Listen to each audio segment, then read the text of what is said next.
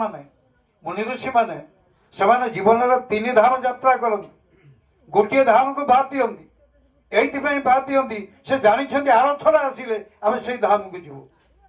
ତେଣୁ କାମନା ବାସନା ଥିଲେ ମଣିଷ ପୁଣି ଥରେ ଜନ୍ମ ନେବ। ଆମେ ଅନେକ କହୁ ଆମେ ଖାଲି ହାତରେ ଆସିଛୁ, ଖାଲି ହାତରେ ଯିବୁ।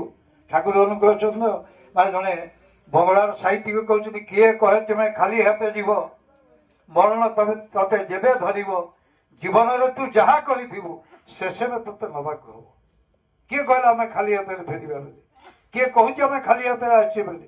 ଯଦି ଖାଲି ହାତରେ ଆସିବ, ମୁଁ ଏଇ ପ୍ରସଙ୍ଗରେ ଗୋଟେ ବିକମ୍ କ୍ଲାସର ପିଲାକୁ ଥରେ ପଚାରିଥିଲି। ସେ କହିଲା ସାର୍ ଆପଣଙ୍କର ପୁନର୍ଜନ୍ମରେ ବିଶ୍ୱାସ କରନ୍ତି? ମୁଁ ତାକୁ ନେଗେଟିଭଲି ଆନ୍ସର କରିକି ପଚାରିଥିଲି। ମୁଁ କହିଲି ତୋ ବୟସ କେତେ ହବ? ନା ସାର୍ 17-18 ବର୍ଷ।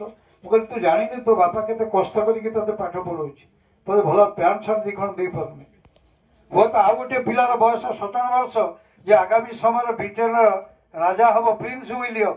ମୁଁ କହିଲି ତା ବାପା ଏତେ ଟଙ୍କା ରଖିକି ଯାଇଛି, ଏ ଓଡ଼ିଶା ସାରା ବିଛେଇ ଦେଲେ ନୋଟ ଗଦା ହେଇଯିବ।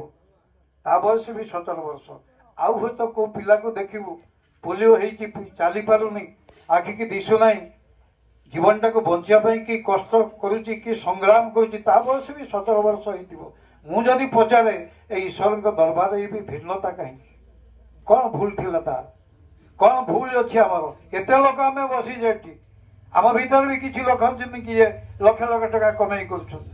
କିଛି ଲୋକ ଅଛନ୍ତି ହୁଏତ ଟଙ୍କା 300 ଦିନକୁ କମେଇ କରିବା ପାଇଁ ତାଙ୍କର ସମସ୍ତ ଶ୍ରମ ସେମାନେ ସାରି ଦେଉଛନ୍ତି।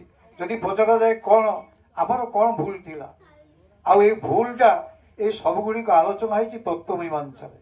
ସମୟ ନାହିଁ ମୁଁ ତାକୁ ବ୍ୟାଖ୍ୟାନ କରିବା ପାଇଁ। ତେବେ ଏତିକି କହୁଛି, ଠାକୁର ଅନୁକୂଳ ଚନ୍ଦ୍ର ଦିନେ ମଧ୍ୟାହ୍ନ ସମୟରେ ତାଙ୍କର ଭୋଗ ସରିଛି।